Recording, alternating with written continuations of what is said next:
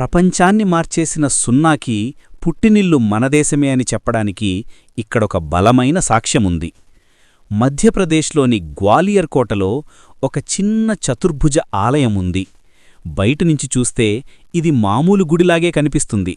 కాని దీని లోపల గణితశాస్త్రానికే తలమాణికమైన ఒక నిధి దాగి ఉంది. ఈ ఆలయ గోడపై 9వ శతాబ్దానికి చెందిన ఒక శాసనం ఉంది. ఇందులో ఒక పూలతోట గురించి వివరిస్తూ సంఖ్యల మధ్య సున్నాను రాతపూర్వకంగా వాడారు. ప్రపంచంలోనే సున్నాను అంకెగా వాడిన మొట్టమొదటి లిఖితపూర్వక ఆధారం ఇదే. ఈ చిన్న ఆలయంలో దొరికిన ఆధారమే నేటి ఆధునిక గణితానికి, కంప్యూటర్ సైన్స్కు పునాది.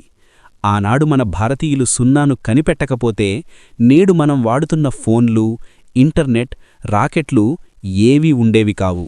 మన దేశం ప్రపంచానికిచ్చిన ఈ గొప్ప బహుమతి గురించి మీకు ముందే తెలుసా? తెలిస్తే కమెంట్ చేయండి. ఇలాంటి మరిన్ని గర్వించదగ్గ చరిత్రల కోసం ఇప్పుడే సబ్స్క్రైబ్ చేయండి.